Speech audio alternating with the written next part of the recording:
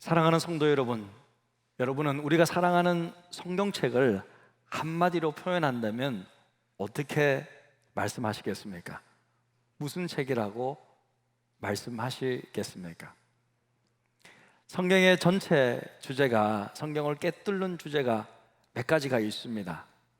그런데 그 많은 주제들 가운데 일평생 성경을 연구하는 분들은 성경을 한마디로 무엇이라고 표현할까요? 성경학자들은 성경이란 하나님의 구원의 역사를 기록한 책이다라고 말합니다.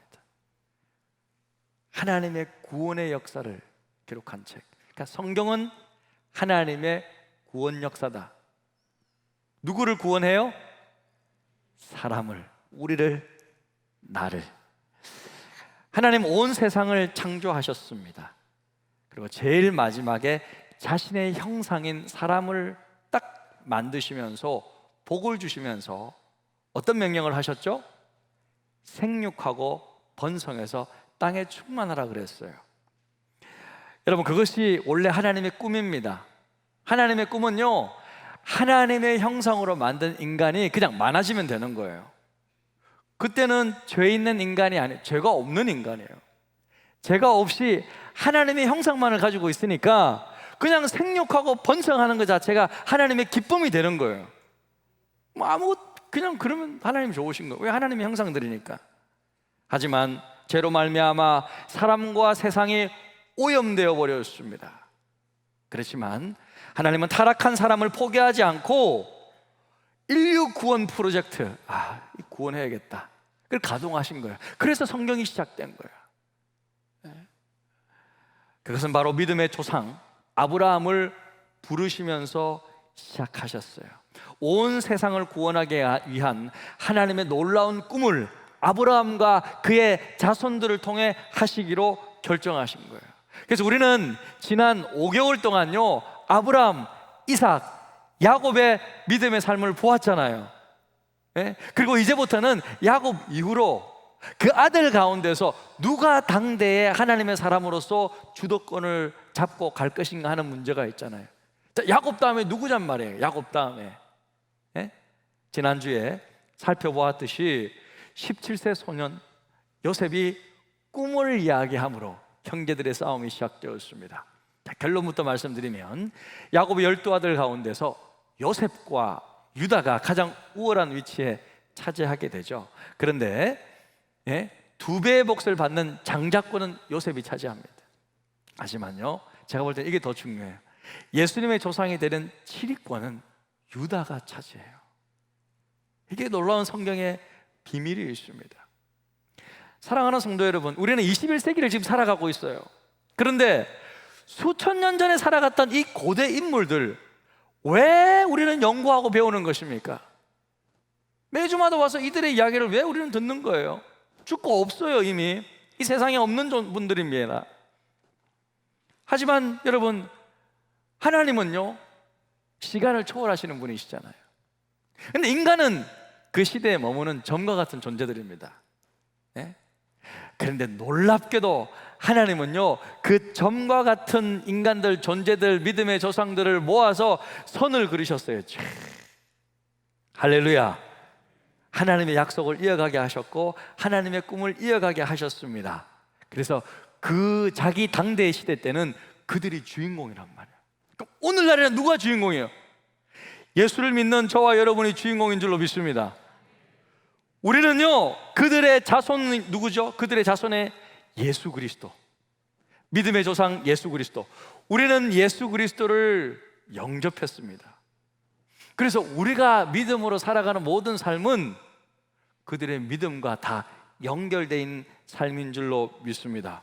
그러니까 우리가 살아가는 오늘 우리의 인생은요, 그냥 죽음으로 끝나는 점과 같은 인생이 아니라 그들과의 믿음의 계보를 함께 손으로 연결시키기 위한 거예요. 그렇게 우리는 살아가고 있습니다. 아브라함, 이삭, 야곱이 믿던 그 하나님, 지금 우리가 예배하고 있는 그 하나님인 줄로 믿습니다. 지금 찬양대 찬양했는데요, 여러분, 찬양의 대상이 되신 하나님은요, 아브라함이 믿던 하나님이세요. 이삭이 믿던 하나님이에요. 야곱이 믿던 하나님이요, 예수 그리스도의 아버지 하나님이요, 우리가 지금 예배하고 있는 하나님, 그들이 믿는 하나님, 똑같은 하나님, 동일한 분이십니다. 그렇기 때문에 그들이 만났던 하나님을 배우면 오늘날 내가 어떻게 하나님과 더 깊은 교제를 나눌 것인가 배울 수 있다는 거예요. 그들의 믿음을 배우면요, 우리도 그 큰 교훈을 얻을 수 있다는 거죠. 그 하나님께서 우리에게도 믿음의 터전을 허락해 주셨습니다. 서울시, 관악구, 봉천동 우리 교회 세워주셨어요.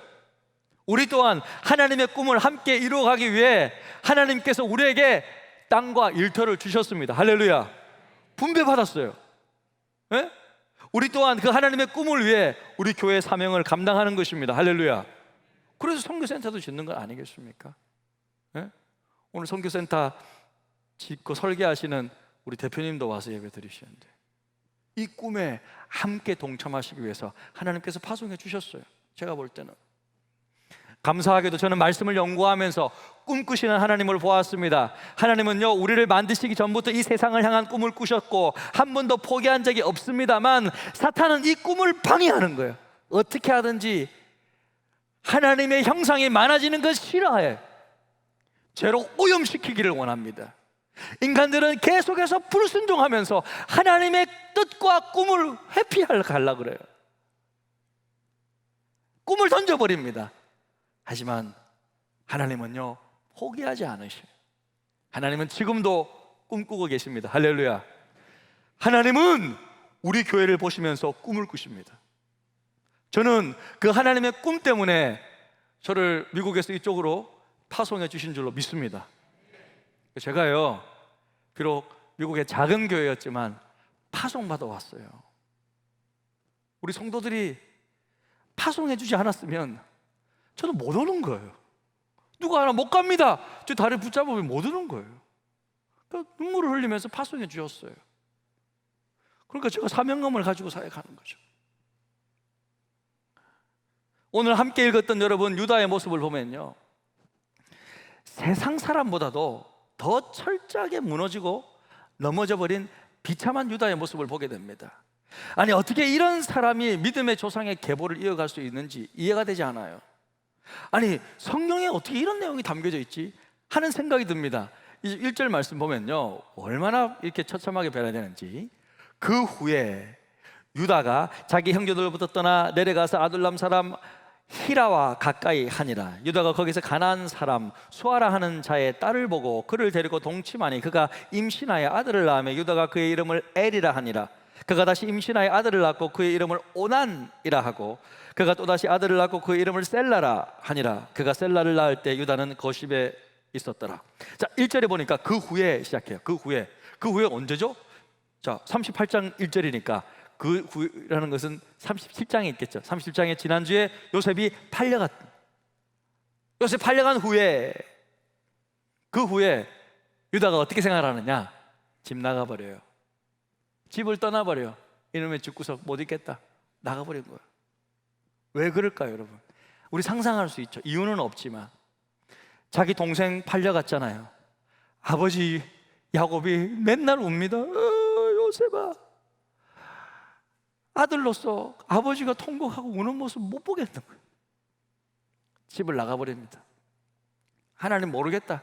그러니까 그 당시에 하나님을 믿는 가족은 자기 가족밖에 없잖아요. 그러니까 가족을 떠난다, 교회 떠난 거예요. 교회 떠나면 다른 교회에 있는 게 아니고 이 교회 떠나가지고 뭐 이러는 교회 가는 게 아니고 교회가 없어. 그래서 교회 떠나버렸어. 믿음에서 떠나버렸어. 그래서 가난한 여자 만났어요. 세상 믿음 없는 여자 만났어요. 아무나 만나서 마음대로 살아보자. 도대체 안 되겠다. 하나님도 난 잘 모르겠고 내 마음대로 살아보자. 나간 거예요. 여자 만났습니다. 결혼합니다. 아기 낳습니다. 여러분, 참 결혼이란 것은요, 신앙의 자기의 가치관을 드러내는 거예요. 하나님은요, 하나님의 자녀들이 반드시 믿는 자와 결혼하기를 원하십니다. 이건 중요한 거예요, 여러분. 평생을 살아가는 사람이잖아요. 근데 이게 근본적으로 가치관이 다르면, 목적이 다르면 힘들잖아요. 하나님은요, 반드시 비신자와는 짝하지 말라고 말씀하셨어요.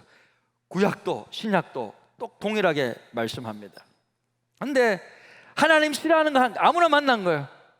그냥 자식 낳기 시작합니다.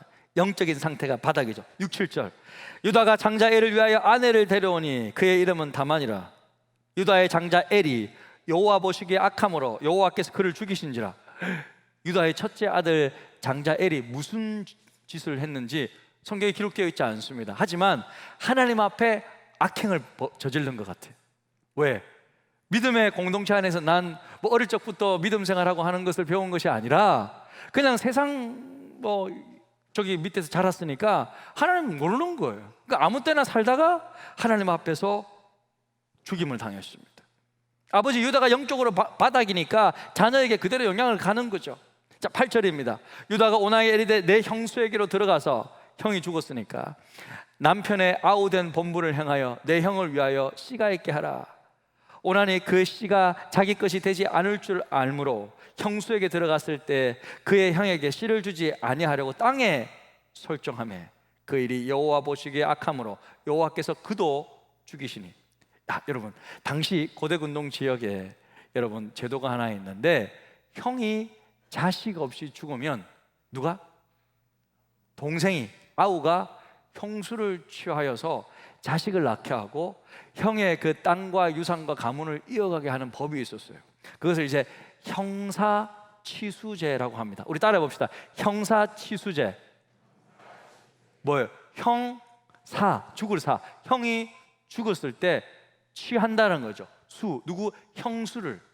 형이 죽었을 때 형수를 취해서 그 집안을 이어가게 하는 것이 형사치수제. 뭐 어려운 게 아니죠. 그대로 해석하면 되는 거니까. 그죠? 그런 제도가 있었어요. 엘이 죽었어요. 형. 오나니 이제 유다가 말합니다. 야, 형이 죽었으니까 네가 가서 형수를 취해서 형의 이 집안과 가문을 이어받게 해라 라고 이제 오나니 들어갔는데 나쁜 사람인 거예요. 이 사람은 그렇게 씨를 이렇게 줘야 되는데 이렇게 결국 설정을 땅바닥에 하게 되는 거예요. 왜 그럴까요, 여러분? 왜냐하면 형수가 아들을 낳게 되면 모든 형의 재산이 장자는 2배 받잖아요. 그 재산이 다 자기 자식이 아니라 형의 자식이 되는 거니까 그 자식한테, 형의 자식한테, 형수한테도 다 같이 물러가는 거예요. 그게 싫은 거야. 근데 형수가 자식이 없으면 형 것도 자기 것도 다 자기게 되는 거예요. 나쁜 사람이죠.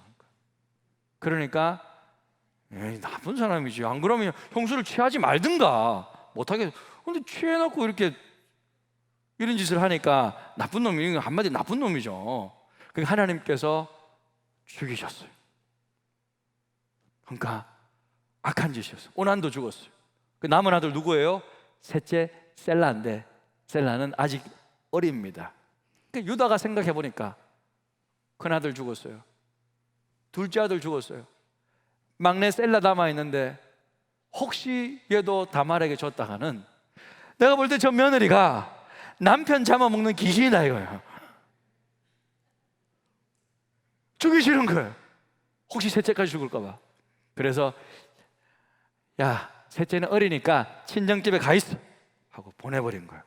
그 다음부터 안 불러. 자식들이 죽어서 가뜩이나 고통스러운데 설상가상으로 자기 아내까지도 죽습니다. 성경에 그렇게 나와 있어요. 자, 여러분, 이 시간 유다의 입장에 한번 되어봅시다. 자, 자기 동생 요셉 애굽에 팔려갔습니다. 아버지 야곱 날마다 통곡하고 울고 있습니다. 그래서 그 모습을 못 봐서 참 집 나왔어요. 하나님 잘 모르겠고 새로 독립해서 한번 가정을 세워보자. 신앙 공동체 버리고 그래도 괜찮아 보이는 여자 만나서 결혼했어요. 세 아들을 낳았어요. 첫째 아들 죽었어. 둘째 아들 죽었어. 셋째만 어린애 한 명 남아있어. 아내까지도 죽었어. 유다의 심정은 어떨까요, 여러분? 비참할 것. 너무 고통스러운 거예요. 내 삶은 왜 이러냐? 죽고 싶은 심정일 겁니다. 자식 한 명만 잃어버려도 부모 마음 여러분 아시잖아요. 어떤지. 이건 둘씩이나 죽게 만들고 이제 아내까지도 죽고 이쯤 되면 다 끝난 인생 아닙니까? 유다 스스로도요, 더 이상 망가질 수 없을 정도로 나는 내 인생 끝났다, 망가졌다, 나는 못 살겠다 더 이상. 더욱 망가지고 싶은 마음이 드러나 봅니다. 와이프 죽자마자 이제 그냥 아무 여자나 만나서 즐기고 싶은 거예요. 뭐 될 대로 되라 이렇게 돼버린 거예요. 그러면서 만난 여자가 누구였어요? 누구였어? 예? 누구였습니까? 자기 며느리일 줄 아나. 다말일 줄은 꿈에도 상상 못했을 것입니다. 며느리 다말은요, 시아버지 유다가 그녀에게 셋째 아들 안 주니까, 셀라가 다 컸는데도 안 주는 거예요. 그러면 이제 그때는 남편 없으면 끝나는 거예요. 아무런, 어떻게 보면 죄송합니다만 가치가 없는 인생으로 그냥 끝나는 거예요. 자기는 그렇게 살고 싶지 않은 거예요. 자기 소중한 인생. 그래서 이상한 계획을 세웁니다. 자기 인생 이렇게 끝나면 안 된다. 반드시 다말은 자녀를 낳고 가문의 대를 이어가고 싶었어요. 그래서 시아버지 유다가 자기 동네에 들어온다는 소식이 딱 들리는 거예요. 유다 시아버지가 어느 길로 가는 그 길가를 딱 생각해서 어느 한 집에 자기가 잠입하죠. 네? 그래서 어떻게 합니까? 야한 옷을 딱 입는 거예요. 향수를 뿌립니다. 그죠? 네? 얼굴을 딱 가리는 거예요. 그죠? 안 보이게, 그죠? 딱 가리고 딱 문 쪽에 딱 이렇게 쫙. 이게 성경이에요. 성경이 지금 이렇게 기록하고 있는 거예요. 지금 없는 이야기 한 게 아니고 딱 이렇게 딱 흘리면서 딱 이렇게 막 살살 이렇게 하고 있으니까 유다가 이렇게 지나가다가 보니까 자기 뭐 와이프도 죽었겠다. 뭐야? 그러니까 몸을 파는 여자로 착각한 거죠. 자기 며느리인지도 모르고. 그래서 내가 자네한테 들어가게 해라 하니까 또 여자가 하는 말이 뭘 줄 건데요? 딱 흥정하기 시작하는 거예요. 내가 염소 새끼 하나 줄게. 근데 지금은 없고 이따가 줄게. 다음에 줄게. 갖다 줄게. 꼭 줄게. 하니까 그러면 담보물을 내십시오. 무슨 담보물? 도장 주시고 알았어. 허리띠 빼가 주시고 허리띠 달라고 그러고 그 다음에 지팡이를 달라고 그러는 거예요. 여러분 이것은요 중요한 거예요. 도장이라는 것은요 인감 도장을 말하는 거예요. 공인인증서예요. 공인인증서. 이거 잘못 주면 돈 다 빼가는 건데. 그 다음에 허리띠는 뭐예요? 바지를 벗었다는 뜻이잖아요. 예? 그러니까 허리띠도 줘야 되는 거예요. 그 다음에 뭐 지팡이는요 그 자기 집안을 상징하는 거예요. 자기 신원을 보증하는 거예요. 지팡이 안 줘요. 지팡이 늘 들고 다니는. 지팡이 달라는 거예요. 오케이, 다 줘버린 거예요. 그러니까 유다가 지금 제정신이 아닌 거예요. 다 줘버린 거예요. 뭐 통장하고 다 준 거예요. 그래서 들어갔습니다. 들어갔는데 바로 임신이 됩니다. 참 놀랍죠. 임신이 돼가지고 그 다음에 이제 그 자기 담보물 찾아야 되니까 새끼 염소를 이제 사람 보내가지고 자기는 이제 부끄러운지 사람 보내가지고 찾으려고 하니까 우리 동네에는 몸 파는 여자가 없습니다. 이렇게 돼요. 뭐라고? 혹시 부끄러움을 당할까봐 더 이상 묻지 않고 끝냈는데 그 이후에 유다는요 아직 자기가 뭘 잘못했는지 몰라요. 여러분 들어보니까 어떻습니까? 이쯤 되면 완전히 삼류 막장 드라마야. 그냥 삼류 막장 드라마를 지금 성경에서 보고 있는 거예요. 이런 희한한 이야기가 성경에 기록되어 있습니다. 여러분 성경은 그 누구에게도 아부하지 않습니다. 있는 그대로 기록하고 있는 거예요. 이런 사람이 기록되어 있다는 거예요. 유다는 자기가 무엇을 잘못했고 어떤 죄를 지었는지 아무런 죄의식이 없습니다. 그러던 어느 날 며느리 다말이 임신했다는 소식이 듣는 거예요. 분노했습니다. 뭐라고? 우리 며느리가 임신했다고 우리 두 아들 죽인 걔가 분노하기 시작합니다. 그러니까 여러분 참 이게 우리의 모습일 수 있어요. 나의 연약함, 나의 죄는 보지 못하고 다른 사람 잘못만 다 지적하는 거야. 너는 이래서 안 돼, 너는 이래서 안 돼. 자기 잘못을 못 보는 거예요. 예. 그래서 다말을 끌어내라. 자, 24절 한번 읽겠습니다. 같이 한번 읽어볼까? 읽겠습니다. 시작. 석 달 후에 어떤 사람이 유다에게 일러 말하되 내 며느리 다말이 행음하였고 그 행음함으로 말미암아 임신하였느니라.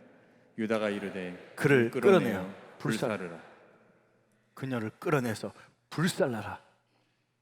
그때 놀라운 일이 발생합니다. 25절, 여인이 끌려나갈 때 사람을 보내어 시아버지에게 이르되 이 물건 임자로 말미암아 임신하였느니라.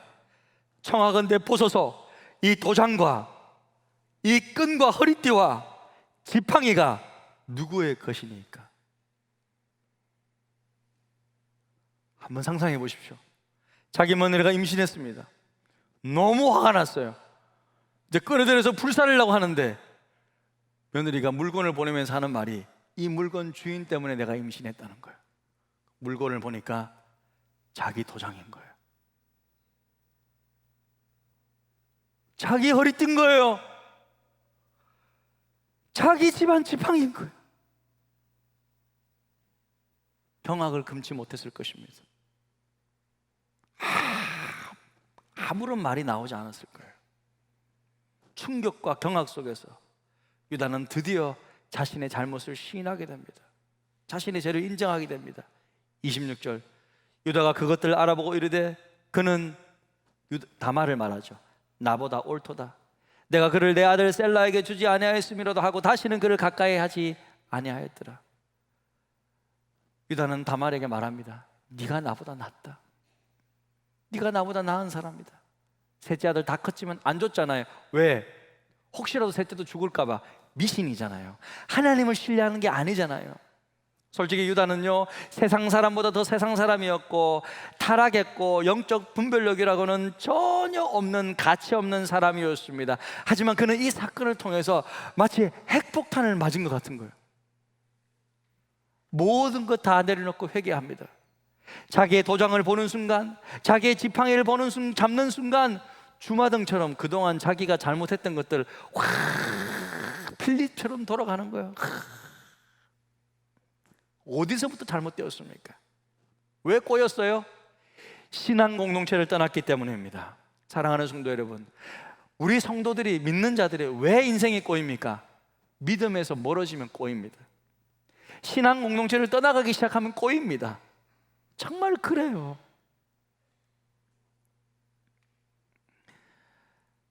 하지만 유다가 회개하기 시작합니다. 자신의 잘못을 인정하고 자신의 삶을 정말 돌이키기 시작할 때 하나님은 그를 이제 변화시켜 새롭게 쓰시기를 원하는 거예요. 유다가 변화되거든요. 완전히 회개하거든요. 그는요, 더 이상 가족 일에 방관하지 않습니다. 여러분, 이제 나중에 이제 성경을 보겠지만 유다의 달라진 모습을요 확연히 볼 수 있는 것은 뭐냐면, 자기의 형제들이 이제 애굽 총리한테, 사실은 요셉이죠, 잡혀갔을 때 어떻게 합니까? 유다가 앞장서요. 문제를 해결한단 말이에요. 아버지한테 찾아가서 아버지, 베냐민 나에게 주십시오. 형제들 구출해 와야 됩니다. 나만 믿고 한 번만 베냐민 보내주십시오.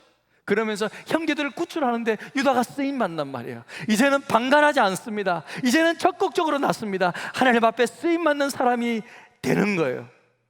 새로운 삶을 살게 되는 거예요. 사랑하는 성도 여러분, 그렇기 때문에 여러분, 이처럼 하나님은요 완벽한 사람을 쓰시는 것이 아니라고요. 아무리 자기 인생에서 비참한 삶을 살아가고 있다 하더라도 그가 진정으로 회개할 때 하나님은요 또다시 기회를 주시는 분이십니다. 할렐루야. 하나님은 그래요. 우리 하나님은요 인생의 비참한 때에 처해 있는 사람들을 돌이키고 변화시켜 새롭게 만들어 쓰시는 분이십니다.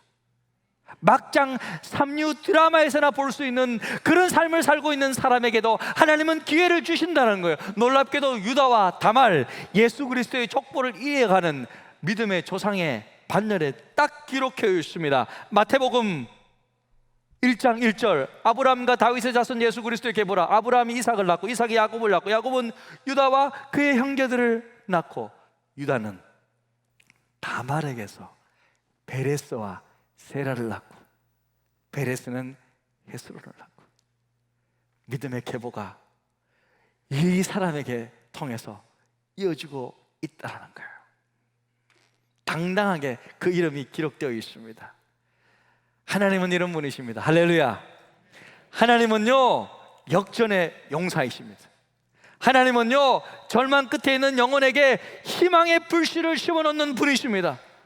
하나님은 우리가 잘못했다고, 그래 너 쓰레기 같은 애야, 그래 죽어버려, 너 같은 것이, 이렇게 말씀하시지 않는단 말이에요. 하나님에게는요 포기가 없어요. 절망 끝에 있는 사람에게 찾아가셔서 손잡자, 다시 일어나라, 유다야 일어나라, 유다야 일어나. 저와 여러분도 마찬가지가 아닙니까? 우리가 하나님 앞에 여러분 거룩하십니까? 하나님 앞에 우리가 얼마나 쓰임받을 만한 요소가 있습니까? 여러분 떳떳하세요? 여러분 정말로 하나님 우리의 모든 삶과 마음과 다 아시는데 여러분 괜찮으세요? 떳떳하십니까? 거룩하십니까? 잘난 것이 있습니까? 유다의 이야기는요 남의 이야기 아니에요. 그래 나는 유다보다 나아, 그렇게 생각하지 마십시오. 요셉의 이야기 남의 이야기 아니에요. 성경 이야기 남의 이야기 아닙니다. 바로 우리들의 이야기일 수 있다는 거예요. 바로 우리가 철부지 요셉이자 타락한 유다입니다. 하지만 하나님은요 우리를 실패작으로 내버려 두시지 않는다는 거죠. 그분은 우리를 새롭게 만드십니다. 다시 빚어가십니다. 기필코 하나님은 우리를 새롭게 만들어서 세워주십니다. 할렐루야. 사랑하는 성도 여러분, 하나님 안에서 나 자신을 볼 수 있기를 바랍니다. 복음 안에서 나를 보십시오. 여러분 실패한 인생 아니에요. 세상 사람들이 원하는 그 길을 안 간다 할지라도 여러분 실패하는 사람 아니에요. 우리에게는 실패 없어요. 어떠한 상황 속에 우리 처했을지라도 우리가 돌이킬 수만 있다면, 진정으로 회개할 수만 있다면 하나님은 우리 새롭게 쓰셔서 하나님 나라와 영광을 위해 귀하게 쓰임받게 해 주실 것입니다. 이 은혜가 가득하기를 주님의 이름으로 축복합니다. 우리 시간 찬양할 때 이 찬양이 우리의 기도말이 되었으면 좋겠습니다. 때로는 십자가 그 사랑을 멀리 떠났지만 돌이키시는 하나님의 은혜, 부어주시는 하나님의 은혜를 좀 경험해 보시기를 바랍니다. 우리 찬양하면서 기도의 자리로 나아가겠습니다.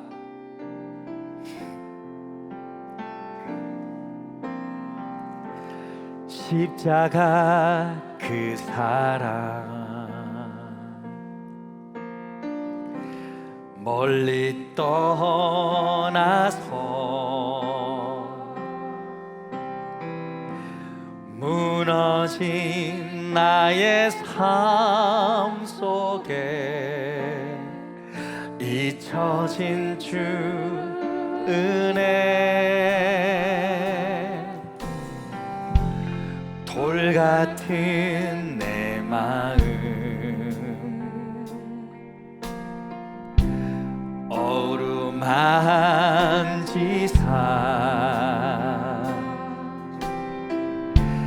다시 일으켜 세우신 주를 사랑합니다. 주 나를 보하시고 날 붙드시니 나는 배롭고 존귀한 주님의 자녀라.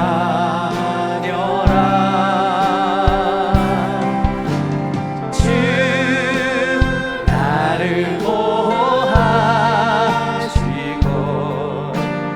날 붙드시니 나는 배롭고 존귀한 주의 자녀라. 그렇습니다. 지나간 일들 여러분 기억하지 않고 지나간 일들을 기억하지 않고 하나님이 말씀해 주시는 것입니다. 이전에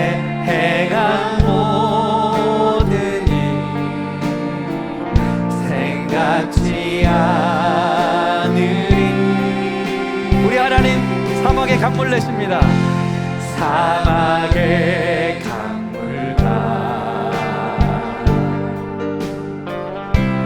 길을 내시는 주.